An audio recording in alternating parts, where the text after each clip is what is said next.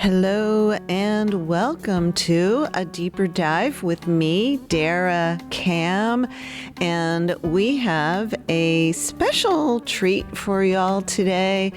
We're zagging. We are going to have a slate of guests because I am here podcasting today, the day after the start of the 2024 legislative session at the Florida Chamber of Commerce's 2024 legislative fly-in. Some of you avid listeners might remember this from last year. We did the same thing. We're set up here outside the room where the state's movers and shakers and legislative leaders and cabinet members are addressing the crowd. And we were very fortunate to have a number of high-profile special guests, including Senate President Kathleen Passidomo, Agriculture Commissioner Wilton Simpson, and of course, the Florida Chamber's own Mark Wilson. So stick with us. We'll hear about legislative priorities and we'll find out why karma's a bitch. The governor's probably regretting that veto more since he's in Iowa today than I am. But Ooh, karma's a bitch, ain't it? You're listening to A Deeper Dive with Dara, a podcast by the News Service of Florida. We are having a special guest, Florida Commissioner of Agriculture and Consumer Services, and my old pal, Wilton Simpson. I stumbled on that. I apologize, sir. That's all right. Good afternoon. Good afternoon. Is it afternoon? I've been here. I think so. Oh, in case I forget.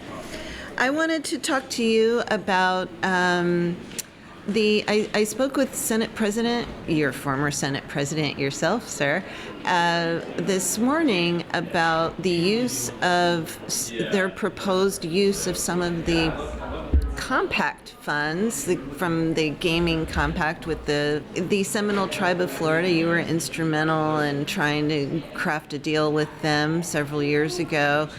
$650 million roughly per year. And the legislative leaders now this year are proposing using a good chunk of that for environmental resources. And I was wondering what your thoughts are about the use of those funds for that. Well, that's a great question, and thank you for bringing that up. But yeah, the compact is something I worked on for a couple of years, and we actually did a special session, and it was something I was very proud to negotiate. A lot of folks in the media do not realize what my priorities were. Clearly, that was one of them, to get that done for the resources that it would bring into the state. I'm very proud that the Kathleen Passidomo, our current Senate President, Paul Renner, our current Speaker, continues to talk about the wildlife corridor and our environment. As Senate President, one of my priorities was the wildlife corridor. How could I have left that out of my setup? I apologize. That's how you roll. Anyways, so the wildlife corridor was another one of my priorities. Right. And these things, of course, line up with each other. And we're very proud of the fact that the Florida Senate and the legislature is looking at utilizing, and this is $650 million this year, perhaps. It's going to be well over $1 billion in a few years.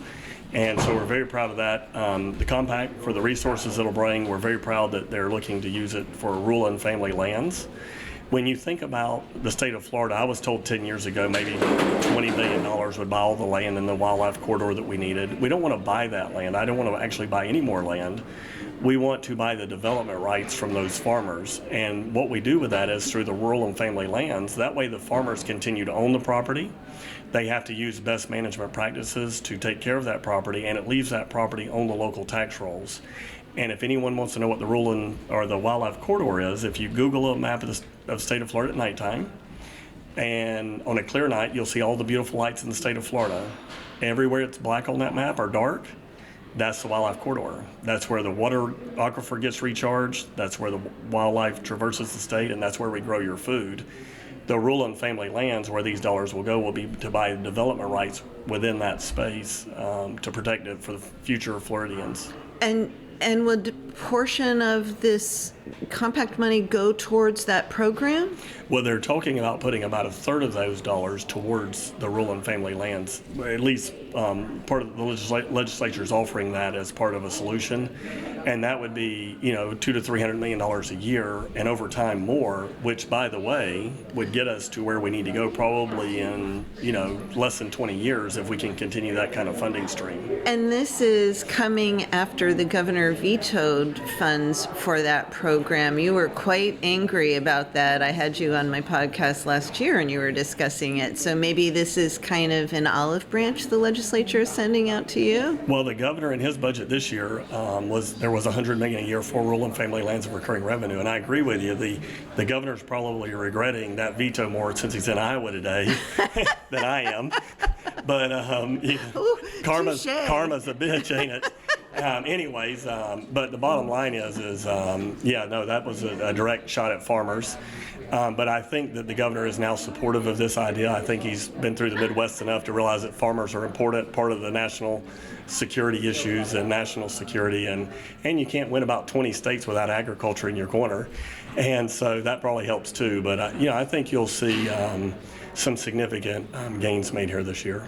And what other legislative priorities do you have for the coming 60 days? We're always looking to what hurdles can we get out of the way of our farmers. And one of the big ones this year, and Senator Collins and Representative Alvarez is running this, is to get rid of tangible taxes on farm equipment. So if I'm a farmer and I have tractors, cages, other equipment, machinery, we have to pay tangible tax year after year after year to the county that we are in, just like other property taxes that we pay. And it's an unfair and undue burden on our farming communities. A lot of farmers, because of that tangible tax, cannot expand their operations. They cannot keep up with the current operations we have. And because Florida's farmers are so disadvantaged with the cost of land going up every day, the enticement of selling out to developers, and fewer and fewer people are going into farming, we have to continue to remove hurdles out of the way of these farmers until we hit an equilibrium point. And I think we're getting close now, and if we can get the robust rural and family lands, we get rid of this tangible tax this year. And by the way, that's got to be done through a constitutional amendment. So we're offering it up this year, and obviously we'll ask at least 60% of our voters to approve that. And hopefully we'll do good there. So usually when it looks like a tax break on those amendments, Florida voters seem pretty keen on those. Anything else on your sites this legislative session? We're doing several things. We're working with the K-12 system for the FFA and 4-H kids when they're having their programs that are off school site. We want it to be an excused day to miss school so that we can continue to enhance 4-H and FFA programs within schools, teaching Future Farmers of America programs and 4-H programs. So we're asking the legislature to do that for us this year. And we have several other things in there. We're going to ban, I hope, cultured meat from coming into the state of Florida here or being produced here. They're talking about 3D meat and bioorganisms and biolabs. This is the first I've even heard of that, was when I heard there was a bill filed or there was something. Other states are already looking at it and not banning it, but actually like a state like California is actually trying to implement it. And that's the thought behind that is you get rid of your cattle industry. And so just think about your food being consolidated into a meat processor that uses cultured meat. I'm going to stop you right there because I don't even want to go that far. Everything you talk about after that gets worse. Yeah. And one thing I wanted to ask you, I know you're on a tight schedule, but I noticed that your office handles gun, concealed weapons registrations or licenses, permits, I guess they are. Concealed carry. Yeah, and I was wondering, now that we have this where you don't have to have a license anymore, I saw that the numbers dipped a little bit. Are you anticipating you're going to see a large decrease in those in the number of applications for those licenses, or? I think the initial thought is there will be some drop off, and then once people realize they now have a 3-day waiting period, or they don't have reciprocity with 37 other states, or they get stopped by a law enforcement officer and they don't have some of the credentials they need on them to do a constitutional concealed carry, they'll probably come back to the program. We have noticed some drop off, but again, over time, you're seeing more and more people that are getting educated about the issue, about reciprocity, about the getting stopped and getting checked without a permit, because you have to follow all of the same laws whether you have that permit or not, and it can cause trouble if you don't have those credentials. So I think I'm happy that it's constitutional concealed carry. I love that idea. But I think that over time, the majority of people who are already concealed carry will continue to be concealed carry. And this year, we're trying to make it easier to renew your concealed carry by allowing you to do it at your local tax collector office rather than having to mail those into Tallahassee. Legislature going to pass an open carry bill? I haven't seen that I haven't seen that this year. Do you think they should lower the age from 21 to 18? I thought a lot about that. Your constitutional rights are constitutional. I think is the right thing to do. When you're 18 years old, you can serve in the military, and you should be able to buy a gun at 18 if you can serve in the military at 18. I know we're talking about maybe an open carry for former law enforcement or veterans and things of that nature in Florida. So there's several things that are on the table this year.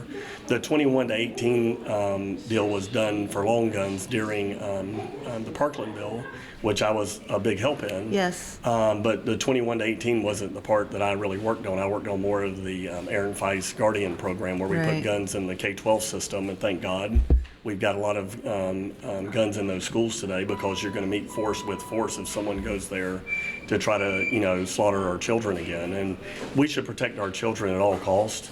And so, from someone that really values the Constitution, I think lowering that age back to 18 is probably the appropriate thing to do, with the safeguard in there that if there are things expunged on someone's record that's under 18, those should not be able to be expunged for those purposes. Red flag laws, Governor said he doesn't like them. What about you? I would have never supported a red flag law. In the Parkland bill, people confused that bill with having red flag laws in it. That is not a red flag law bill.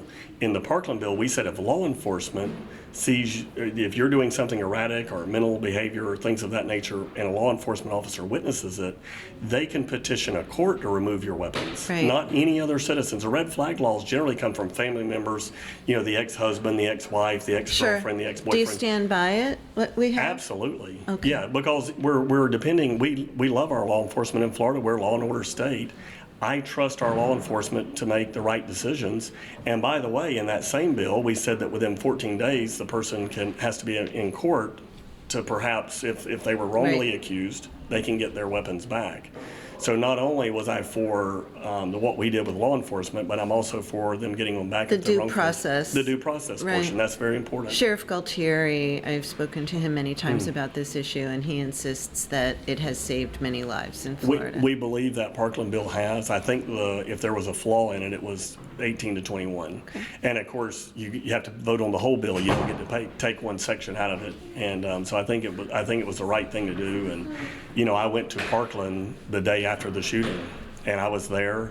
We went through that. I saw the mayor of Parkland yesterday that was there, and she came up to me very warm, and she saw what we did there, and with taking that school down, rebuilding, and the things that we needed to do in that moment. And I think we did the right things in that moment. Yeah, that was a very, very It was a tough time. That's right, and it took a lot of effort. And Richard Corcoran was the Speaker of the House that year, and me and he were both from Pasco County. We talked about that many times, about what we had to do and get done. And I was very proud of ultimately the way it ended up. And again, you mentioned 18 to 21, so I bring it back up. But except for that, I think it's the right thing to do. Well, Commissioner of Agriculture and Consumer Services, Wilton Simpson, Hakuna Matata. Hakuna Matata. Thank you. Thank you.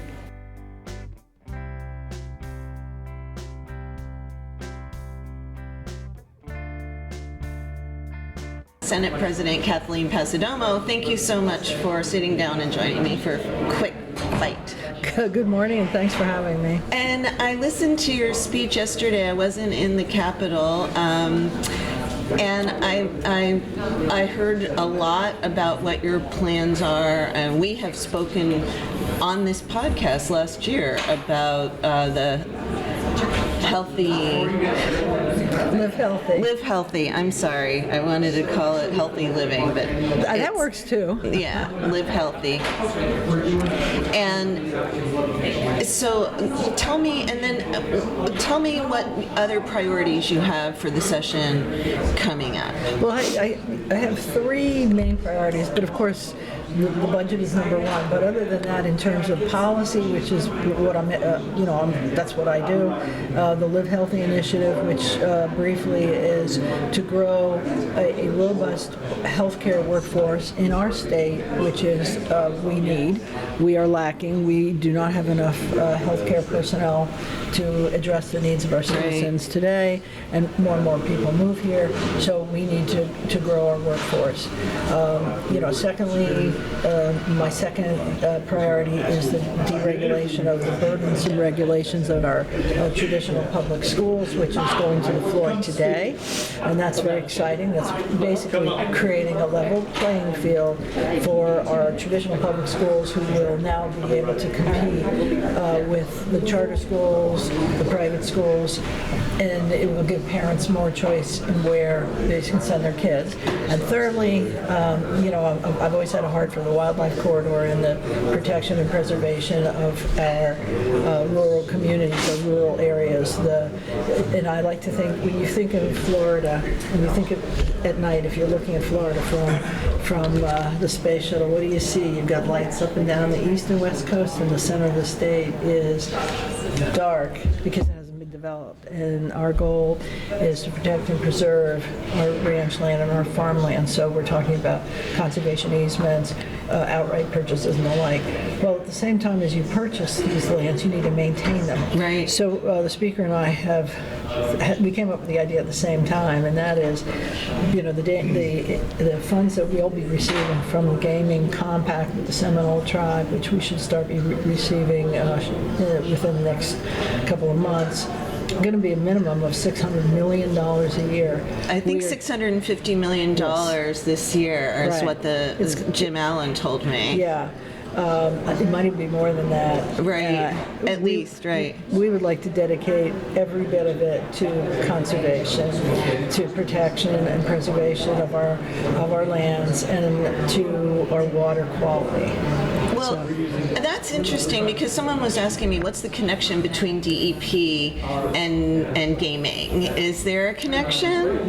There is no connection per se, but what there is, I have tremendous respect for the Seminole tribe and the Miccosukee tribe and the tribal leaders that I have gotten to know, many of them because my district is Southwest Florida, and there are a number of the tribes that are down there, and their history is of a love, a protection of the land. It's part of their history. That's very true. So what better tribute to our tribal friends than to protect the lands that they also like to protect with the funds that they are providing to us from gaming. There's a lot of talk about sports betting and fantasy sports. There's some bills that have been filed. Are you keeping up on that? The regulators say there's some, bad actors. I'm using air quotes. Is the legislature going to put something about fantasy sports on the books this year?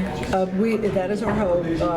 Senator Hudson, who has been really invested in the gaming issues since he worked with former President Simpson back in 2021 to ratify the compact that the governor signed. He continues to be interested in this, and he's working on legislation. Okay. Well, one other thing I wanted to ask you, I thought it was interesting. You said, unequivocally, we're not going to do anything to curb mail-in voting in Florida. Can we put a stake in that idea right now? Well, I feel pretty comfortable about that. Now I also am one of 40, and so I'll see what my 40 Somalian warlords. Exactly. But here's my philosophy. I live in Collier County. I have a lot of elderly residents, constituents, who only vote by mail. And Collier County, they all got who they voted for, got elected. So So I don't believe we have a problem in Collier County. I don't, so as far as I'm concerned, we've got to allow our particularly elderly residents to vote by mail. There's also evidence that I've seen, research that shows that every time you change voting rules, that it takes a while, there's a lag. It takes a while for people to catch up on that. So I don't know. I mean, I know this is something that there are some Republican lawmakers in other states that are keen on this idea. So something to watch. Well, of course you want to watch it. I mean, we're a legislative body. There's 50 states. They all have different ideas. I feel pretty good about what we're doing in Florida, and I think we should continue to do it. Okay. Well, last time when you were on the podcast, you told me we talked about spaghetti sauces. So, got any special recipes for us this time? Stay tuned. You will see my recipes showing up pretty soon. Oh, okay. For food or for something? For food. Does it involve Braciole? I've never been a fan of Braciole. I don't know why, but my mother made it great and everybody loved it, but I always thought it was a little too dry. So, okay. Well, I'm a huge Braciole fan, okay. So it's a pain in the neck to make, and I don't make it. The string. Yeah. Well, I know that you're a busy woman, and I really appreciate you taking time to stop by and chat with us here at the Chamber event. All right, thank you. Have a great day. Thanks, you too.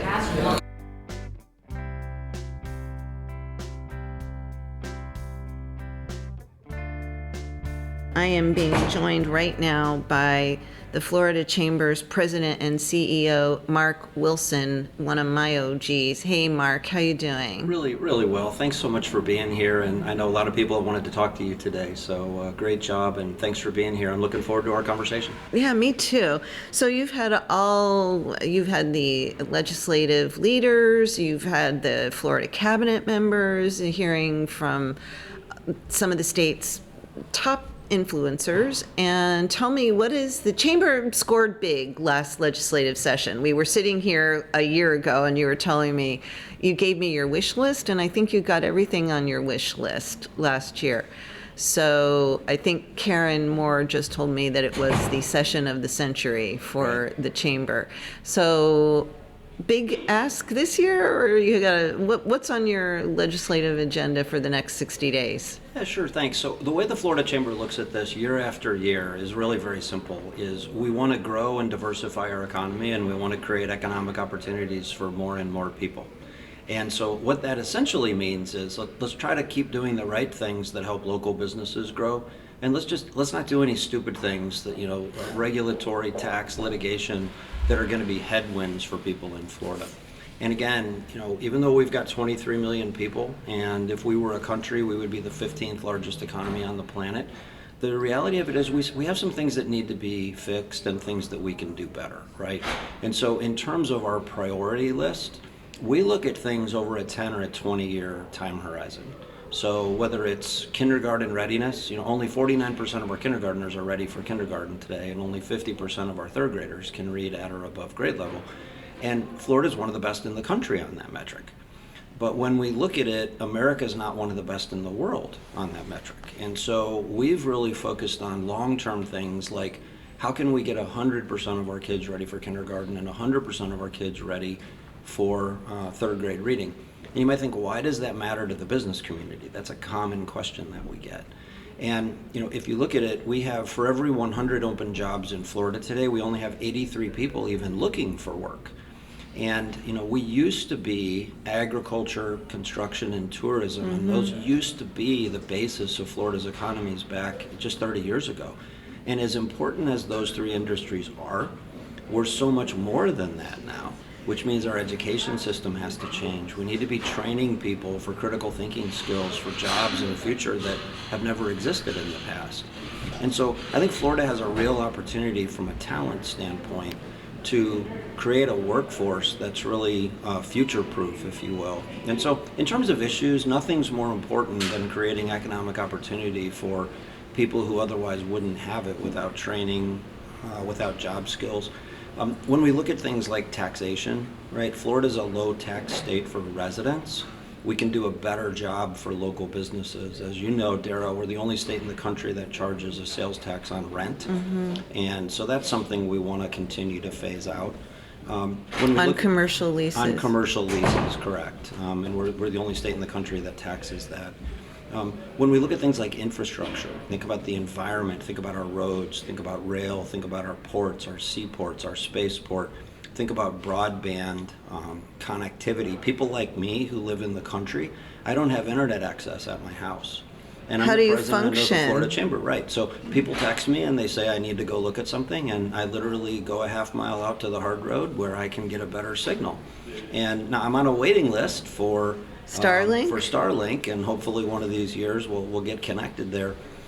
But we only have about 97% of our residents in Florida have internet access either through broadband or some other way. So 97%? But it's 97%. That's pretty good, though, Mark. It's pretty high, but we have two kinds of challenges with what I would call digital literacy. One is the actual connectedness. Like, I can't get connected.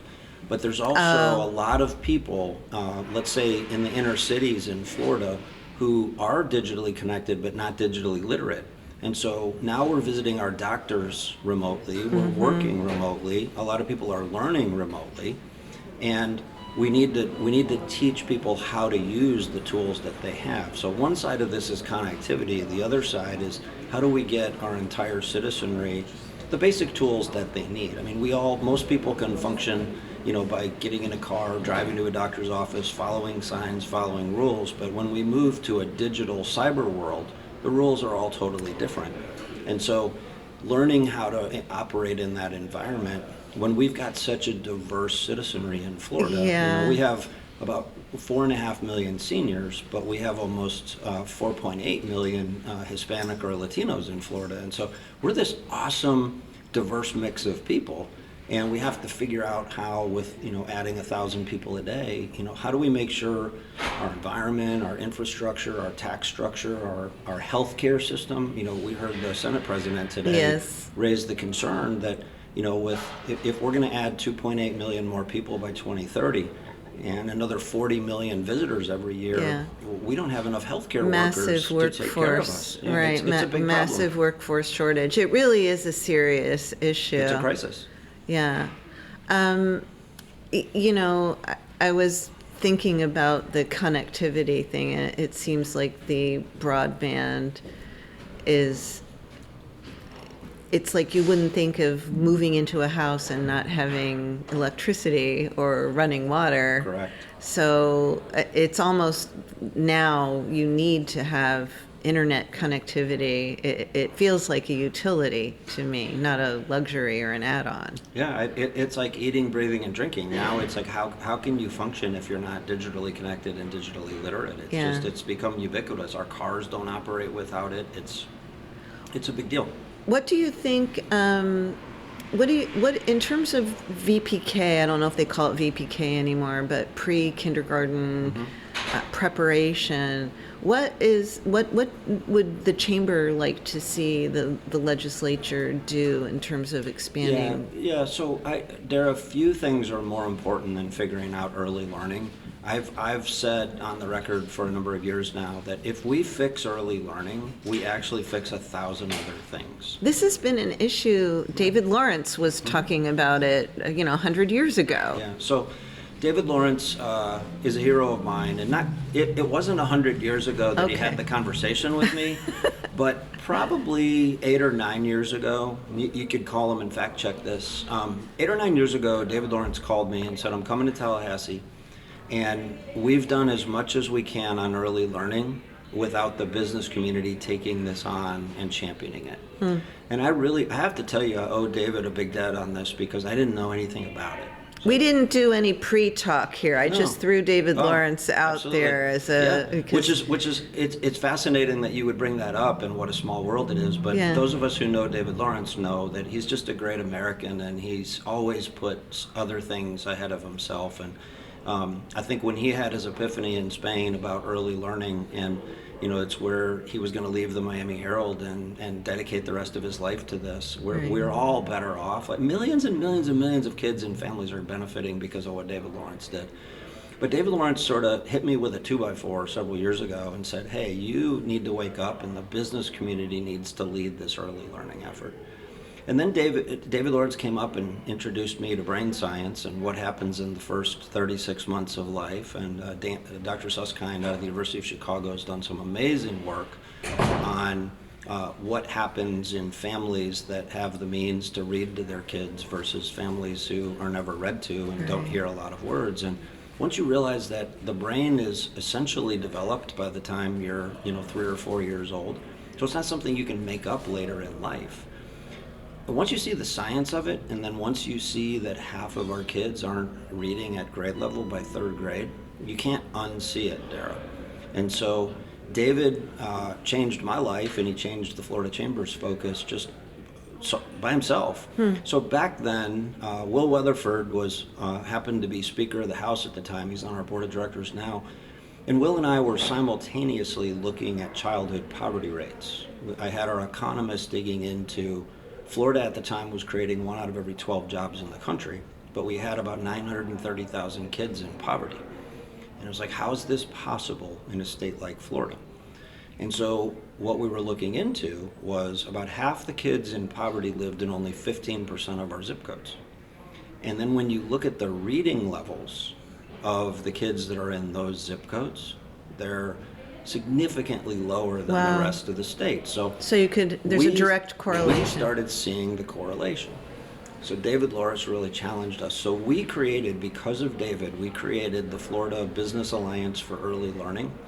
And we said the business community is going to figure out how do we solve this over the next 15 or 20 years. And I wouldn't accuse the education sector of not caring about kids, so that's not what this conversation is. But I think the education sector has done all that they knew how to do without the business community coming in and saying something has to change. So let me go back to your original question on early learning. What we know today is on the floridascorecard.org, which is the Florida Chamber's scorecard where we measure things that are important to Florida, our vital signs. We know that 49% of our kindergartners are ready for kindergarten. And any of your listeners can go to the floridascorecard.org right now and pull up your county, and each of the 67 counties will show you how many of your kindergartners are ready for kindergarten. How does that stack up against other states? So we're better than most states, which is what's really sad. That's really horrible. But again, back to David Lawrence. David Lawrence's vision and leadership, when he did a statewide constitutional amendment that said, hey, we should make pre-K available to every family that wants it, that was visionary, and frankly, it's what every state in the country should do. So we've taken David's leadership, and we now want to leverage what David's been able to do. And so here's the numbers that we've been going around Florida talking about right now. So even though only about 49% of our kindergartners are ready for kindergarten, you asked about voluntary pre-K. And we don't want to be real prescriptive about how to do this, because what works in Dade County might be different than Putnam County, different than Lake County or Leon County. But here's what we know. We know that kids who've gone through a quality VPK program, about 65% of them are ready for kindergarten. Kids that have not gone through a pre-K program, only 38% of them are ready. So as adults, holy cow. As adults, there's this holy cow moment that we just discovered within the last 3 months. So what we're now doing is trying to work with the legislature. We're trying to work with early learning coalitions. We're trying to work with the Children's Movement, which is the organization David Lawrence started. And what we're trying to do is raise awareness. And we're trying to say to parents and grandparents and teachers and policymakers, hey, this early learning thing, the proof is there. It's a thing. There's almost twice. It's for reals. It's for reals, exactly. So, what we don't want to see is a bunch of mandates that might not work. What we want to see, and what we're learning, Dara, at the local level, is in some communities, the problem is there literally are not enough spaces and classrooms, and there's waiting lists. In some communities, that's not the problem. In some communities, parents just aren't aware of the numbers that I just gave to you. And so what we want to do over the next few years is we want to make every parent and every policymaker in Florida aware that the goal should be 100% of our kids go through a quality a quality pre-K program. And I did an article yesterday actually talking about this and talking about how everyone thinks the answer to everything is money. And in this particular case, the bigger issue is awareness. Most everyone doesn't But if know. you're saying there are some where there aren't any slots, money then can help in those areas. Right. So I was just in a community the other day where the public sector slots are full, but there's plenty of there's also private providers of pre-K, and those slots are open. And when we talk to parents, they're like, we didn't even know those existed. Can you use vouchers for those? That's a really good question, and that's something that we're looking into, because the challenge you get into with vouchers is quality, right? Because there are some places, sadly, there are some places that are more like daycare than teaching our kids how to think and read and get ready for kindergarten.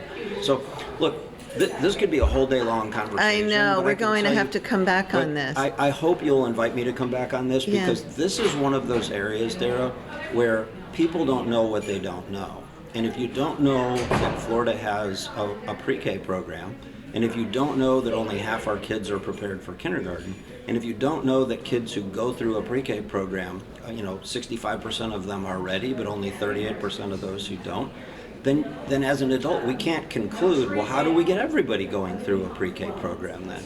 And if you want better outcomes in 3rd grade, 8th grade, high school, and beyond, we really have to start with a super strong foundation. And that's why I said earlier, if you fix early learning, you fix 1,000 other things. Well, I am so glad that you shared that early learning information with me, because I knew there was pre-K programs in Florida, but I didn't know any of those numbers, and it is really sort of jaw-dropping. So I want to thank you. Thank you for allowing me to join you all here today. I want to make it an annual thing. You said I could be invited back again.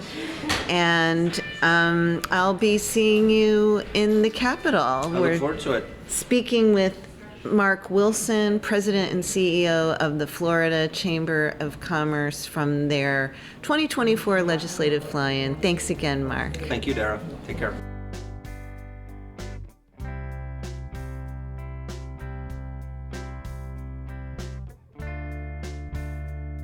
I want to give a special thank you to my next guest who helped arrange this for me here today at the Turnbull Center. I know that's not the full name of it, but my guest right now is Karen Moore, the CEO and founder of the Moore Agency. Thank you so much. It is always a delight to talk with you. So we're hearing from all kinds of leaders here today. I just got wrapped up a segment with Florida Agriculture Commissioner Wilton Simpson. You've had the Attorney General, the CFO, Jimmy Petronis, and I'm wondering, you had the legislative leaders, there's still program going on. Tell me how the chamber, what the Chamber's legislative priorities are a little bit, and then maybe you can talk a little bit about the legislative session and its impact on us here in Tally. Well, let me start with the second one. The legislature coming into Tallahassee is a good thing for our economy. We appreciate the fact they stay in our hotels, they eat in our restaurants. It brings in people from across the state to see what our capital city looks like and what it offers. As I say to others, we're also equally delighted when they leave our community because, things get back to normal. One-way streets. Yes, we do. We do. And they're just breaking one of the sessions now, so the noise might be picking up a little, listeners. So the legislative session, the priorities for the chamber, they've accomplished quite a bit over the past few years. What do you think we're going to see over the next 60 days? So they say last year's session was called the session of the century because big items were addressed. This year, I am hoping it'll be the legislative session that addresses education and healthcare needs in our state. Now, we have lots of priorities, but those two, I think, have the most impact on individuals right now. We need our children ready to go to school. We need them reading at grade level. We need our colleges funded at an appropriate level. You work for the colleges. They're one of your clients and have been for a long time. You know, I think the best deal in the state of Florida is getting an education at one of our state I just said colleges. that, yes. I agree with you. Quality is the best in the nation. Our colleges are always ranked number one in higher ed. We're always Aspen Award winners. But you know, it takes money. And as continuing education grows in our state, it's not just we have more students, so we need more money, but the technology that has to be purchased to be used to educate students for the workforce of today and tomorrow costs money. I think what's interesting about the colleges at this point in time, to me, one of the extra advantages of the colleges is there's this shift away, not only in from legislative leaders, Governor DeSantis as an example, saying you don't necessarily need a 4-year education. You know, let us do more to boost trade certifications, industry certifications, trying to fill jobs, find out what the needs of the of business community is, and tailor programs to fit those needs. And so that is something that the colleges have been doing for a long time. They used to call them trade schools. Or vocational schools. I mean, we don't do that anymore, but they are giving a lot of these, they are running a lot of these programs where they can get these certifications. So the colleges are providing a unique niche in this state. Yes, you can go and get your AA degree and then in the 2+2 program go straight to the university. Or you can get a AS degree or a workforce certification or an apprenticeship, because yes, you need some sort of post-secondary education, but you sure don't need a 4-year degree.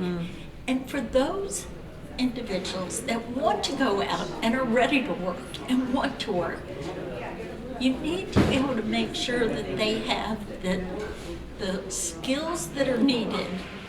And determining what skills are needed needs to be where the business community steps up and does a better job of communicating with the colleges on here's what we need in order for us to grow our businesses and recruit the kind of talent we need. You're in the public relations business, and I was talking with I was speaking with the president of one of your colleges, one of the state colleges, and we were talking about AI. And I'm wondering how AI is affecting your industry.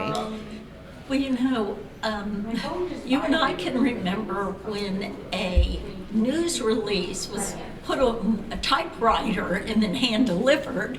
And now we're doing promotion of news. There was a mail room in the press center, and people would come and put press releases in the slots. That's right. And we used to go down and pick up those press releases and read them on a piece of paper.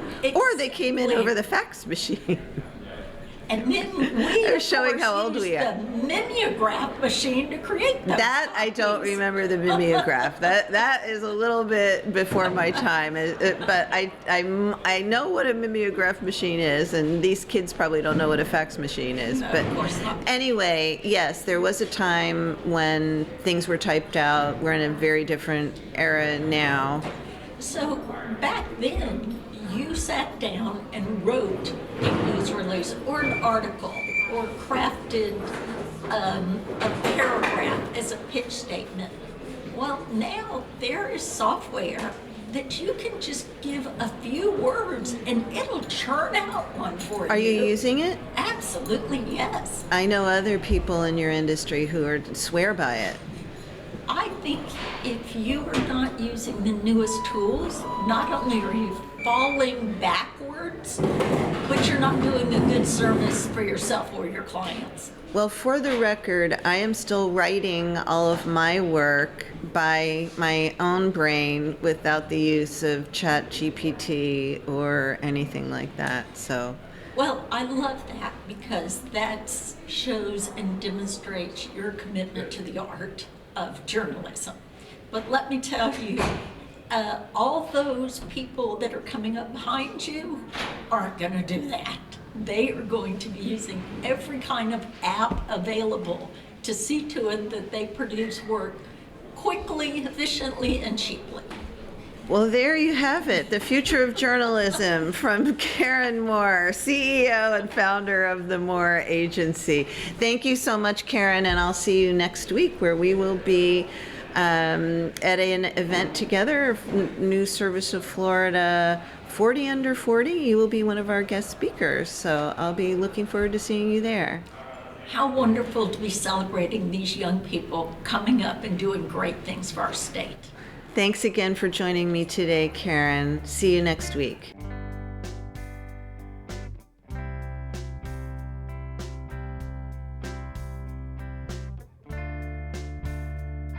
I don't, but I'll write it down for it. I don't, Yeah. Everybody knows me. I don't have cards anymore. At a certain point, you just like, it's kind of like Cher, Adele, right? With that intro, that's it. I'm going to keep that as my intro to we're sitting here with Chris Hart, who is the CEO of the Florida Court Clerks and Comptrollers. Yes. And we go way back, way back to, as you were just reminding me, let's take a little stroll down memory lane and talk about Chris Hart is a former state representative, and he was a founding part of what was called the Freedom Caucus. That's right. Tell me about who was a member of that. Yeah, so it was kind of fun. You know, this is back in the dark ages. You know, Republicans took control of the House of Representatives back in '96. I came in '98, so had a chance to be there even before term limits took effect. So that was kind of a big deal. Yeah. But, you know, we got there, and a lot of us that were in the GOP at the time, we believed in less government, lower taxes, more personal responsibility, some of the things that you've heard about, even at the time, something that we call devolution, that you don't really hear much about. No, you don't. You anymore. never hear that anymore. No, you don't. And so it was interesting because, you know, I was there for the first 2 years with Bruce Kyle. We sat next to each other. We were on the 11th floor together, and we were buddies, and we hung out. We talked about a lot of things, and we read all the bills that were coming up. And 2 years into it, we started thinking to ourselves, you know, not all of the legislation that we're seeing, even from the folks in our party, seem to line up with what we tell people we're here to do. And then Connie Mack, he was elected in 2000. Connie Mack the third? The fourth. The fourth, okay. Connie Mack the fourth. Right, the young The Connie younger. Mack. Yeah, Right. just call him Connie Mack the younger. Connie Mack the younger. The other Connie Mack. Right. And we all got to be friends. And of course, he was the vice chair of my IT committee. I was the first chairman of the IT committee, which is a whole other story. But with the Freedom Caucus. So started talking to Connie and Bruce and looking at the bills. And we realized that maybe there's something we need to do about it, especially in the area of taxes and fees, because we were watching taxes and fees continue to grow all over the place. And that was one of the most fundamental issues back then Right. for all of us, right? Right. And so we created this Freedom Caucus, and eventually Mike Herodopoulos joined us. So we were kind of the three musketeers. He was like that fourth musketeer some people know about, but not always know how to pronounce his name, D'Artagnan. So if you've ever read that, he was kind of our D'Artagnan. He was a lot of fun to have around. That's hilarious. And I'll never forget the very first day we decided to take a public stand, because before that we just sort of sat and read all the bills and thought, oh, something could be better here. Finally we said, well, You talked amongst yourselves. we talked amongst ourselves. And when you talk amongst yourselves, you're right. All the time, 100%, You right? get all the amens. Yes. This will be great. Everybody's going to think this is wonderful. And so poor Representative David Russell, who actually sat next to me on the House floor, was the first person that we decided to approach about something in one of his bills that we thought needed to be pulled out. And it was my job, because you always have to do things right. So you don't just come and attack someone's bill or tell them you don't like it on the House floor. You actually need to go talk to them. So it was my job to go talk to David Russell. So I kneeled down in front of David Russell and said, Dave, there's love your bill. A few things in there. You got some tax increases, some fee increases, and those really, they need to come out. Would you please consider taking those out? If not, we, the Freedom Caucus, are going to have to oppose your bill. And Dave smiled really big. It's a big smile, I'll never forget it. And he said 2 words to me, and they weren't thank you. And that was how we got started. Oh my God. What happened with that bill? Did it pass? Oh yeah, it passed. Yeah. I think pretty much most of the things passed. That's hilarious. Yeah. Sorry it took so long to get No. It was well worth the wait, trust me. I was hoping you would actually say the 2 words, but you didn't. Yeah. Well practiced. Yes, yes. So now there's a Freedom Caucus in Washington, D.C. Yes. that the governor used to be a part of. When Governor DeSantis was a congressman, he was part of the Freedom Caucus. Matt Gaetz is, he was behind you, way behind you, so way behind. You never served with him. But he is, firebrand, Matt Gaetz. What they're doing, would you be a part of the Freedom Caucus as it is now in Washington if you were in Congress? Yeah, so it's really kind of interesting. So I'll answer it this way. And you would need to talk to Connie Mack the Younger about this, but after Connie left here in the state, he went to Congress, and I think he actually took that up there. So he started the Freedom Caucus. Well, I don't know that he started All right. it, but I know he took that concept up because at some point he had to ask me and Bruce and Mike about that, like kind of get our permission, because we kind of formalized it at some point. But at that point, made it into a thing, and of course I was already gone. I was like, yeah, that's fine, whatever you want to do. But let me answer your question. I don't think they would let me in the Freedom Caucus today. I think it's after, what would this be, 20 whatever years. You're too old? No. It was funny because we used to be these conservative firebrands. I'm sorry, I just made him blush. I know, right? You can't see it, and unfortunately you can see it behind this gray beard that I've developed over these years. He's young. He's a baby face. So at the time, we were these conservative firebrands. Yeah. And I think today they would probably call us rhinos. the pendulum has swung so far. Yeah. Who'd have thought now that Now- Jeb Bush yeah. would be considered a liberal, right? Yeah, I think I would now probably be called a moderate establishment kind of guy, which Do is you funny. think of yourself as a moderate establishment kind of guy? I don't think of myself in political terms anymore. By the grace of God, I'm now a recovering politician, still in the 12-step program. I'm a huge proponent of the 12-step program. Yes. He keeps winking at me and it makes my heart go pit-a-pat. See, you got me all flustered, Chris Hart. 2024 Florida Chamber of Commerce Legislative Fly-In.